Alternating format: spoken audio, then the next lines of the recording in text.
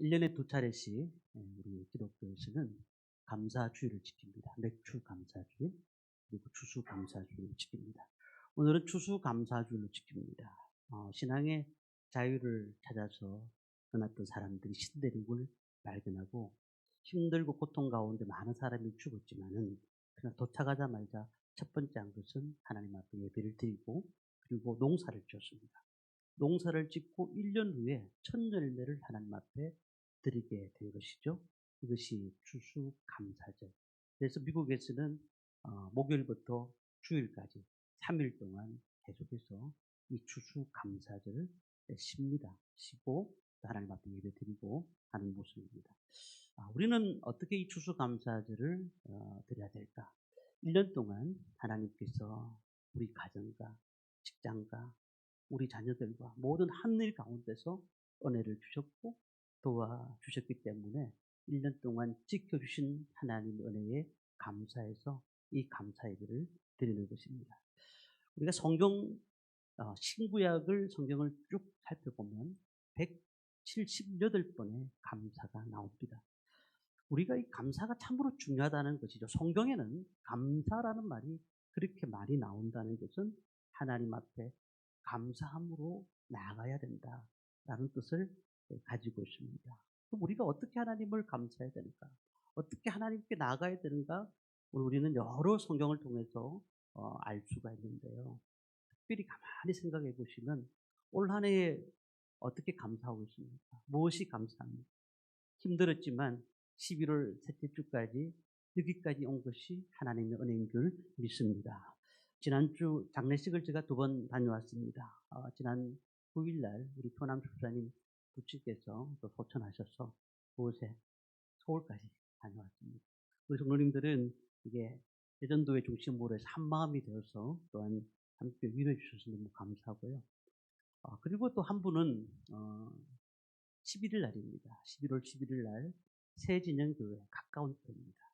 같은 시찰인데 사모님이 췌장암 판정을 받고 사실 판정을 받는 순간 사기였습니다. 많은 분들이 의사 선생님들이 하는 말씀이 6개월도 못 산다라고 했는데 하나님 은혜로 2년 동안 살았습니다.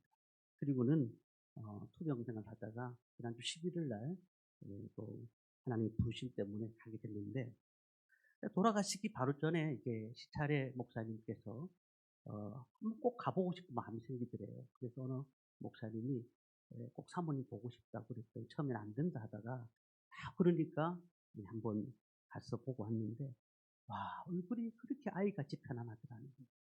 돌아가시기 전날 했는데 너무 편안하더라고요.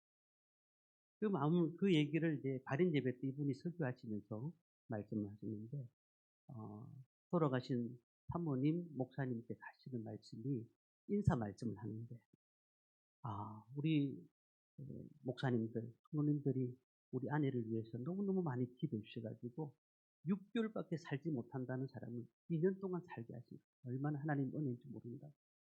감사하다고. 하나님 앞에 영광을 드린다고. 그렇게 얘기를 들었습니다. 여러분 어떻게 생각하십니까?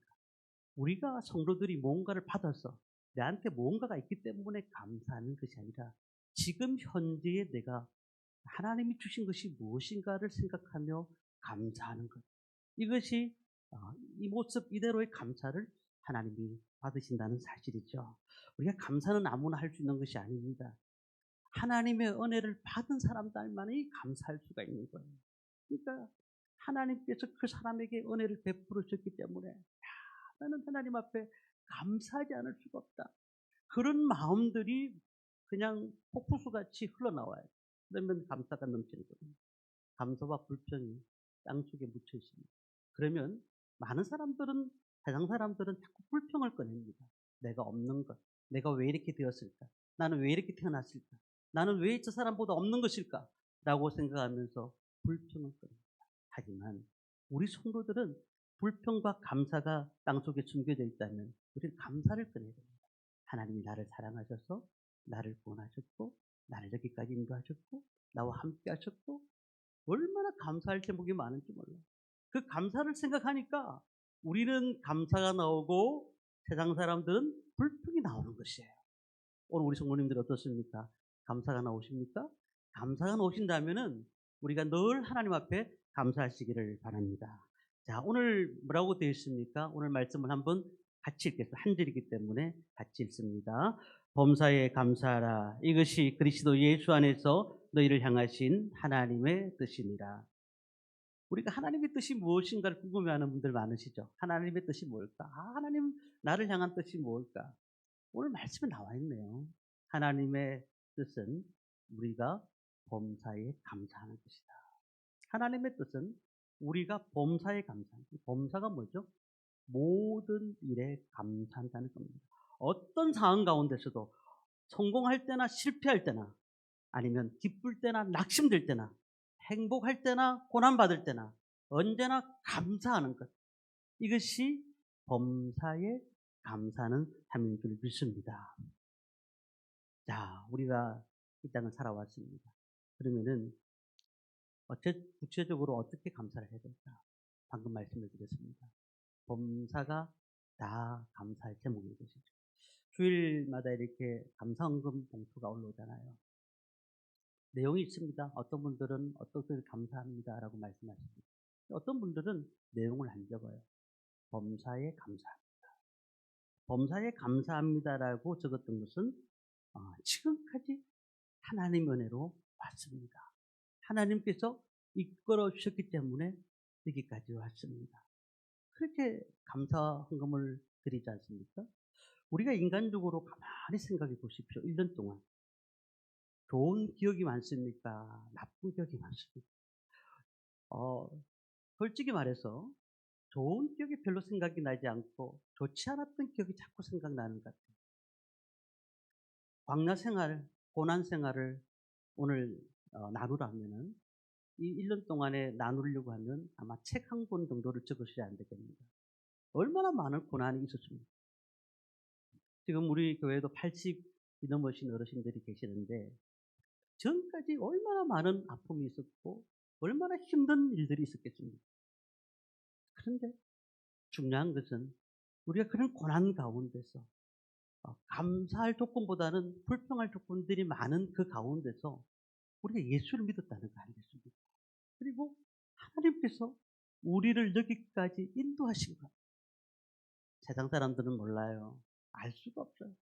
하나님께서 우리에게 이만큼까지 은혜를 주셨기 때문에 여기까지 오게 된 것이고 하나님의 역사가 아니면은 우리는 한순간도 숨을 쉴 수가 없다는 사실. 그러니 얼마나 감사한지 모릅니다. 우리 교회 지금 오늘도 오셨습니다만 몇 주간 예배를 드리고 계시는 우리 오선희 집사님 동생 우리 장로님 오늘도 오셨습니다. 제가 이제 근래에 어떤 뉴스를 봤는데 중국에 지금 목회자들을 가두고 있어요. 물론 전에 목회자들이 선교사님들이 추방을 한번 당했어요. 계속 추방을 하고 있는데요. 또 근래에도 그 안에 중국 안에서 선교사님들을 목회자들을 잡아 가두고 예배를 못 드리게 하는 그 중국 교회를 무너뜨리려고 하는 너무나 많은 분들이 있습니다. 그런 가운데서도 제가 말씀을 나눠보니까 복음을 전하시고 자녀분들이 다 예수를 믿고 그 어려운 가운데서도 하나님 나라를 위해서 사용되는 그 모습을 보면서 제가 참 감동을 받았어요. 언젠가 한번 우리 장로님 모시고 우리 교회에 한번 간증을 한번 해야 되겠다 생각이 들었습니다만 우리가 참 이렇게 예수 믿는 게 우리는 자유롭잖아요. 그런데 다른 나라에 가면 예수 믿는 게 자유롭지도 못해요. 예수 믿는다고 혹시 죽을 수도 있습니다. 우리가 예수 믿는 것에 감사해 본 적이 있습니까? 내가 하나님을 자유롭게 믿을 수 있는 것이 감사해 본 적이 있습니까? 오늘 성도님들하고 대화하다 보면 그런 얘기 하십니다. 아이고 감사합니다. 하나님 은혜지요. 아이고 목사님 하나님 은혜입니다. 우리가 하나님의 은혜로 왔습니다. 그리고 하나님께서 우리를 살려주신 것 아니겠습니까? 그렇다고 하면은 하나님 앞에 감사할 조건들이 한두 가지겠냐는 거죠. 빌립보서 4장 6절에서 7절 말씀. 우리 이 말씀을 한번 볼까 하는데요. 같이 한번 읽어보겠습니다. 아무것도 염려하지 말고 오직 모든 일에 기도와 간구로 너희 구할 것을 감사함으로 하나님께 아뢰라. 그리하면 모든 지각에 뛰어난 하나님의 평강이 그리스도 예수 안에서 너희 마음과 생각을 지키시리라. 아멘.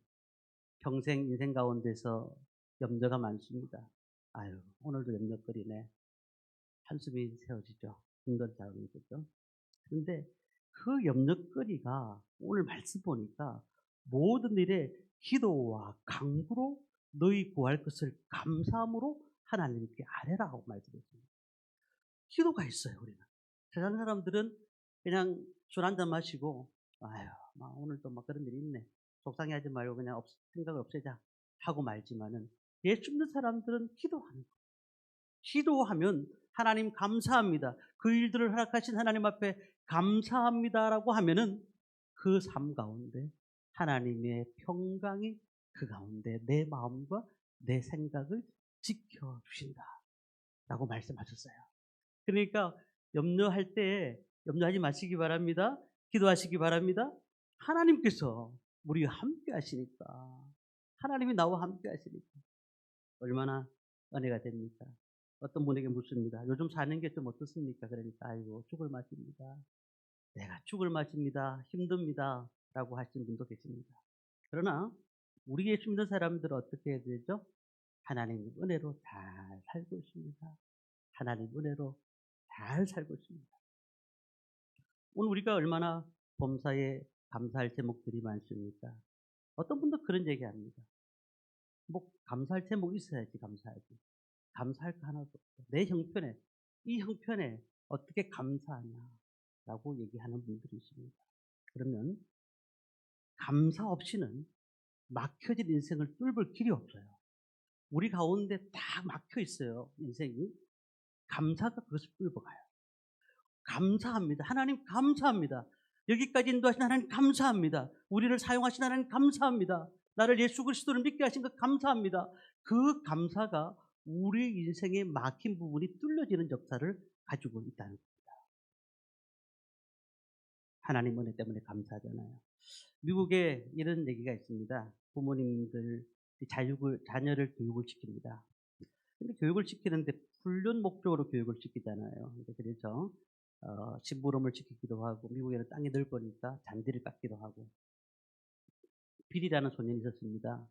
아빠가 계속 심심하면 심부름을 시키는 거죠. 야, 빌아, 가서 잔디를 깎아라. 빌아, 저기 가서 심부름을 좀 해라. 가만 생각해보면 너무 속상하잖아요. 근데 하나도 대가를 주지 않아요. 그래서 빌이 생각해 보니까 자기 부모님에게 청구서를 보냅니다. 청구서, 잔디 깎는데 5불, 집안 청소 5불, 아빠 심부름 5불 쭉 살펴봐서 45불을 청구합니다. 라고 했습니다. 근데 아버지가 그걸 보더니 너무 웃은 거죠. 막 웃음을 참다가 그래서 다시 아들에게 청구서를 보냅니다. 그 아들이 청구서를 받아오면서 기절합니다. 출생비 무료, 양육비 무료, 병원비 무료, 교육비 무료, 식생활비 무료, 운동비 무료, 여행비 무료, 모두 무료라고 돼 있다는 거죠. 우리가 하나님 은혜로 살아왔는데 왜 나는 저 사람보다 더 못 삽니까? 왜 저 사람보다 더 안 됩니까? 라고 얘기하는 것이 아니라 받은 것의 은혜를 감사하면은 하나님의 놀라운 은혜가 넘치게 될 줄 믿습니다. 이번에 우리가 기도하고 있는 세부 지역, 필리핀 내 선교 사님을 후원하고 있는데 세부 지역이 어려움을 당했어요. 태풍이 불어가지고 집이 무너지고 물이 빠지지 않아서 몇 주 동안 계속 그 자리에서 살았다고 해요. 그뿐만 아닙니다. 전 세계에 가만히 보세요. 지진이 일어나고 전쟁이 일어나고 하나님께서 자연을 한번 건드시면은 누구도 감당할 수가 있겠냐는 거죠. 우리가 아무리 좋은 지역에 지진이 일어나지 않는 지역에 산다 할지라도 하나님이 흔드시면은 누구도 그 삶에 내가 할 수 있다고 말할 수 있는 사람이 어디 있겠냐는 거죠. 그러니 우리는 한순간도 하나님의 은혜가 아니면 살 수가 없습니다. 이 사실을 믿고 나가는 것이 감사인 줄 믿습니다. 이스라엘 민족들이 하나님이 주시는 가나안 땅에 딱 들어갔어요. 그래서 얼마나 좋습니까? 그곳에 약속의 땅, 기름진 땅, 멋있습니다. 근데 그곳에서 해야 할 일이 뭘까요? 하나님 앞에 예배하고 찬양하고 하나님을 섬기면 그 민족은 틀림없이 복을 받을 것입니다. 문제는 그들이 하나님도 섬기면서 바알도 섬겼어요. 농사 때 보니까 비가 안 올 것 같으니까 바알 신을 부르기 시작한 거죠. 그 동네에 가나안 땅에 섬기는 신을 같이 찾은 것입니다. 그리고 자녀가 필요하면 아세라 신을 또 섬기기 시작하는 거죠. 근데 자녀가 필요한데 아세라 신을 부르기 시작하는 겁니다. 그러다가 하나님께서 선지자를 보내면서 이스라엘 민족들에게 돌아오라고, 빨리 너희들이 정신 차리고 하나님만을 섬겨라. 너희를 내가 여기까지 보낸 것 아니냐. 이렇게 하면 복을 줄 것인데 왜 자꾸 다른 신을 섬기느냐라고 말을 해서 듣지 않으니 그들이 바벨론의 포로로 잡혀갔습니다. 오늘 우리는 어떻습니까?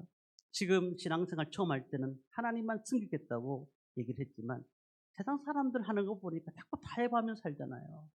이렇게 타협하며 살아가야 되니까 나도 타협하며 살아야 되겠구나. 우리 삶을 한번 돌아보십시오. 하나님의 사랑으로 은혜로 물든 이 땅이 되어야 되는데 불구하고 이 땅이 동성애와 이슬람 문화권 이상한 문화들이 들어와서 사람들을 자꾸 오염시키고 잘못된 것으로 오염시켜가지고 아무리 봐도 하나님을 믿는 사람인데도 불구하고 믿는 사람 형태가 나타나지 않는 거예요. 저 사람은 예수 믿는 사람이에요. 저 사람이 정말 교회를 다니는 사람인가? 아무리 봐도 볼 수가 없는 하나님의 창조 질서까지 무너뜨리면서 그럴 수도 있지 뭐 라고 생각하는 사람들이 얼마나 많은지. 저는 그런 생각했습니다. 이렇게까지 낳아두신 것만 해도 감사한 거예요. 그러니 우리는 지금이라도 하나님 앞에 바로 서려고 다짐하시고 회개하셔야 됩니다. 하나님 앞에 받았던 복, 하나님이 주셨던 은혜, 주님이 주셨던 말씀, 이것들을 가지고도 행복해야 되는데 불구하고 더 다른 것 주옵소서, 더 다른 것 필요합니다 라고 고백할 때가 얼마나 많으냐는 겁니다. 그래서 우리는 첫 번째 생각할 것은 말씀드렸죠. 범사에 감사하시기를 바랍니다. 두 번째 우리가 언제 감사해야 될까? 절망의 때에 감사해야 됩니다. 절망의 때. 이거 어렵습니다. 절망할 때 감사하는 게 쉽지가 않습니다. 그런데 예수님의 모습을 보면서 예수님이 어떻게 생각을 하셨는가? 예수님이 요한복음 16장과 마태복음 14장에서 우리가 잘 아는 500리의 기적, 물고기 2마리와 보리떡 5개로 5,000명을 먹였던 사건들이 나오고 있습니다. 자, 그런데 그 말씀을 들으면은 식사 때 이제 말씀을 듣고 있던 많은 사람들이 식사 때가 넘겨서 예수님께 제자들에게 말합니다. 야, 너희들이 먹을 것을 찾아오너라. 먹을 것을 주라. 제자들이 가만히 보니까 예수님, 저 많은 무리가 앉아 있는데 저들을 어떻게 줄 수가 있습니까? 불평합니다. 불평합니다. 아니, 예수님 생각해 보십시오. 저 찾아온 것이라고는 보리떡 5개와 물고기 2마리가 다인데 어떻게 저들을 먹입니까? 그때 요한복음 6장 11절에 예수님이 뭘 하셨는가? 그 물고기 2마리와 보리떡 5개를 가져오고 난 다음에 이렇게 말씀하셨습니다. 예수께서 떡을 가져 축사하신 후에 앉아있는 자들에게 나눠주시고 물고기도 그렇게 그들의 원대로 주시니라. 그렇게 축사라는 말을 잘 기억하셔야 됩니다. 축자가 뭐죠? 빌축자, 그리고 사자는 살해할 사자입니다. 무슨 말일까요? 감사 기도하셨다는 겁니다. 자, 우리가 이 사실을 봐야 됩니다. 물고기 2마리가 생기고 그걸로 인해서 5,000명을 먹고 난 다음에 감사하신 것이 아니고 이 2마리를 가지고 감사하신 거예요. 다른 사람이 다 원망하는 가운데 있을 때에 주님은 감사하셨다는 겁니다. 500명의 기적, 5,000명을 먹고 난 다음에 그들 하나님 앞에 감사한 것이 아니고 먹이기 전에 하나님 앞에 감사했다는 겁니다.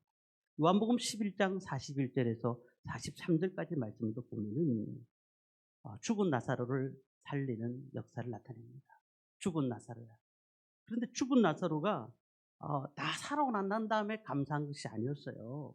11장 41절부터 43절까지 보면 41절 말씀이 이렇게 되어 있습니다. 돌을 옮겨 놓으니 예수께서 눈을 들어 우러러 보시고 이르시되 아버지여 내 말을 들으신 것을 감사하나이다. 아직까지 나사로는 무덤가에 있습니다. 그런데 감사하나이다 라고 얘기했습니다. 그리고 난 다음에 제일 끝에 보면은 이 말씀을 하시고 큰 소리로 나사로야 나오라 부르시니. 자, 예수님의 감사가 뭘까요? 모든 것이 다 이루어졌기 때문에 감사한 것이 아니라 사람들이 불평하고 절망할 때 예수님은 감사하셨어요. 감사하셨다는 것은 예수님은 그 감사가 무엇의 능력을 갖고 있다는 것을 아셨다는 겁니다. 오늘 우리는 어떻게 감사합니까? 무엇을 받았기 때문에. 하나님, 오늘 제게 이런 은혜를 주셨는데요. 감사합니다.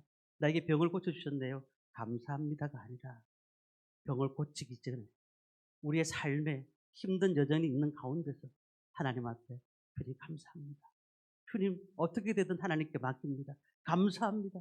이 감사가 나와야, 절망의 때에 감사가 나와야 하나님의 부으심과 역사하심을 맛볼 수가 있다는 사실입니다. 우리가 어떻게 감사합니까? 절망의 때에 감사하십니까? 그렇다면 감사가 능력이 되는 줄 믿습니다. 다니엘 기도회, 이번에 강사로 오신 다니엘 기도회 들으신지 모르겠습니다만은 박인경 사모님의 간증을 제가 들었습니다. 이분이 이제 부모 면허, 사모 면허 저자입니다. 근데 믿지 않는 가정에서 태어났죠. 그런데 대학교 때 하나님이 그를 만나 주셨어요. 그리고는 전도사님과 결혼을 하게 됩니다. 그리고 두 자녀를 놓고 하나님 일을 시작하는데 그 가운데 담임 목사님으로 부임을 합니다. 근데 담임 목사님으로 부임한 지 14일 만에 초등학교 1학년 아들이 자동차 사고로 하늘나라로 가버립니다. 얼마나 충격이 있었겠습니까? 그리고 건강했던 남편이 56세에 심장마비로 세상을 떠납니다. 두 번의 깊은 상실감을 겪는 것입니다. 아무것도 하지를 못하는 겁니다. 낙심합니다. 아들도 죽고 남편도 죽고 무엇이 감사할 게 있습니까? 근데 기도하는 가운데 친구야, 내가 하나님 앞에 음성을 들었는데 손 목사는 사명을 다했기 때문에 데려간 거란다. 그러니까 너도 일어나라 라고 얘기했어요. 근데 그 말이 진짜 하나님의 음성으로 들린 거예요. 그러고 난 다음에 절망 가운데 이 사모님이 감사하면서 사명을 가지기 시작했다는 겁니다. 그래서 어떻게 할까 하다가 부모 교육과 상담 경험이 많아가지고, 그러니까 부모 상담 그리고 또 사역의 길을 가는 사모님들을 상담하는 것을 그의 목표를 가지고 사역을 시작했고, 부모 면허, 사모 면허라는 책을 출판해서 많은 어려운 가족을 회복시키고, 그리고 부모님을 돕는 귀한 사역을 지금도 하고 있다는 사실이죠. 그 사모님 간증이 이거예요. 고난이 절망으로 끝나지 않는 것은 내가 사명이 하나님이 있었기 때문에 고난이 절망으로 끝나지 않는 것이다 라고 얘기를 했어요. 오늘 우리 고난 중에 감사하시기 바랍니다. 그럼 하나님의 사명이 발견될 줄 믿습니다. 절망 중에도 감사하면 하나님께서 우리를 향하신 기적이 나타나는 줄 믿습니다. 그러니 우리는 감사하셔야 됩니다. 그렇다면 어떻게 감사를 해야 될까? 마지막으로 이 감사가 습관이 돼야 됩니다. 습관. 그리고 성품이 돼야 됩니다. 범사에 감사라는 말은 감사가 성품이 되라는 거예요. 늘 감사합니다. 감사합니다. 우리 집사님 감사합니다. 하나님 은혜로 감사합니다. 늘 감사라는 거예요. 유대 어머니 중에 아주 한 분이 멋있게 자녀들을 잘 키웠습니다. 자녀들이 너무너무 잘 된 거예요. 그런데 그 부모님을 조사를 해보니까 배운 게 없어요. 그냥 너무 배운 것도 없고 그분 안에서 이런 자식들이 나올 수 없다고 생각한 겁니다. 그런데 기자가 가서 그 유대인 어머니한테 어떻게 자녀를 키웠습니까? 라고 물었더니 세 가지를 얘기합니다. 첫 번째, 모든 일에서 감사하라. 작은 일이나 큰 일이나 감사하라. 두 번째, 원망하는 사람과 사귀지 말라. 원망이 전염되기 때문입니다. 세 번째, 감사하는 사람과 친하게 지내라. 감사하는 사람과 함께해라. 이 세 가지만을 얘기했다는 거죠. 감사밖에 없는 거죠. 감사하는 사람, 모든 일에 감사해라. 원망하는 사람과 사귀지 말라. 모든 일에 감사해라. 그런 사람과 친하게 지내라. 훌륭한 자녀가 그냥 나오는 것이 아닙니다. 부모의 입에서 나옵니다. 부모의 입에서 야, 네 보니까 너무 감사가 넘친다. 하나님 너를 보내주셔서 너무 감사하다. 축복해주고 만져주고 기도해주고 얼마나 감사가 넘치는지 몰라요. 우리는 하나님은 감사하는 백성을 그냥 두지 않으세요. 늘 감사하게 만드시는 거예요. 이스라엘 민족들에게 왜 이렇게 맥주 감사절, 추수 감사절, 지금 말하면 이 절기를 만드신 줄 아십니까? 출애굽기 34장 22절에 이렇게 말씀을 하고 있습니다. 칠칠절 곧 맥추의 초실절을 지키고 가을에는 수장절을 지키라. 자, 이게 보면은 맥추의 초실절은 맥추 감사절을 얘기하죠. 가을의 수장절이라는 것은 추수 감사절을 얘기하는 겁니다. 이 사실 우리가 마음에 와닿지 않아요. 그런데 보세요. 맥추 감사절, 우리 한국에서 지키는 맥추 감사절은 1월부터 6월까지 6년, 반년 동안 하나님 은혜로 살아온 거 감사하고, 그리고 추수감사절은 1년 동안 하나님 은혜로 살아온 것을 감사하지 않습니까? 그렇다면 이스라엘 민족들이 왜 두 개를 지키라고 했을까요? 모든 날 가운데 100% 감사하라. 어떤 날도 다 감사하라는 거예요. 불평할 날도 있고 속상해하는 날도 있지만 그러나 감사하라는 겁니다. 세상 사람들은 첫 수확을 딱 가지게 되면은 뭐 합니까? 술 마시고, 아이고 내가 고생해가지고 이게 수학을 했고 그리고 돈을 받았다 하면서 자기를 위해서 사용하잖아요.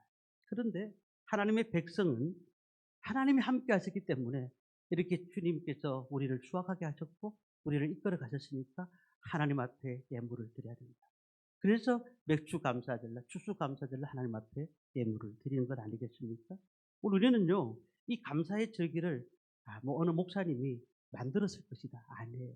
성경에 정확하게 나와 있어요. 그러니까 맥주의 초실절을 지키고 또한 수장절을 지켜라라고 말씀을 한 것은 살아계신 하나님이 이것을 제정하셨다는 거예요. 우리가 감사하도록, 우리의 받은 것에 감사하도록 하나님께서 감사를 명하셨다는 겁니다. 그렇기 때문에 우리의 인생의 모든 것이 복된 인생이 되기 위해서는 감사하시기를 바랍니다. 불평하는 마음 다 버리세요. 물론 사람이 살다 보면 불평할 수 있어요. 하지만 저녁까지 가지 마시고요. 감사하세요. 딱 보니까 감사가 넘치는 거예요. 그것도 감사하다. 하나님 은혜다. 라고 생각할 때에 우리 속에서 뭐가 나타날까? 이 감사를 자꾸 하다 보면은 여러분들 가지고 있는 속병도 고쳐집니다. 속상한 병, 아픔, 걱정, 근심, 두려움, 모든 것이 이 감사 때문에 고쳐지는 거예요. 그리고 우리는 감사하시길 바랍니다. 한국교회의 감사에 대해서 위대한 선조들이 말씀을 많이 하셨잖아요. 그 대표적인 한 분이 누굴까요? 손양원 목사님입니다. 이 손양원 목사님 잘 아십니다. 그분의 일대기를 읽어보면은 부흥회 할 때마다 늘 하나님 앞에 감사하라고, 하나님께 감사해라. 뭐 시편 100편 말씀을 가지고 늘 감사하라고, 하나님께 감사하고, 우리의 목자이신 하나님께 감사하라, 우리 아버지신 하나님께 감사하라고 늘 감사를 했습니다. 자, 그런데 일이 터졌어요. 신사 참배 반대 때문에 그때 이제 시편 23편 말씀을 설교하셨어요. 여호와는 나의 목자지 내게 부족함이 없으리라. 내가 주님께서 목자 되시는 내가 왜 걱정하느냐라고 얘기하면서 우리 감사합시다라고 했는데 그때 어떤 일이 있었을까요? 요수 순천 반란 사건 때 아들 2명이 참혹하게 살인을 당합니다. 살해를 당합니다. 목사님이 그때 자기도 인간이기 때문에 그냥 밥도 먹지 않고 계속 전폐하면서 하나님 너무하십니다. 너무하십니다. 아들 둘이를 왜 데리고 갔습니까? 너무하십니다라고 그렇게 했는데 갑자기 돌아보니 자신이 설교할 때에 종로들한테는 감사라고 했는데 자신이 불평하면 되겠느냐 생각해서 10개의 감사 제목을 적었는데 그중에 2가지를 얘기한다고 하면은 하나님 우리 집안에 순교자 1명 나오게 해달라고 기도했는데 순교자 2명이 나오게 해서 너무나 감사합니다. 하나님 미국에 유학 보내달라고 준비하고 있는 아이 하나 있었는데 미국보다 더 좋은 천국 갈 수 있도록 은혜 주신 것 감사합니다. 라고 감사했다고 하는 겁니다. 더 놀라운 사실이 뭔지 아십니까? 요수 춘천에 가게 되면은 손양원 목사님 기념관이 있습니다.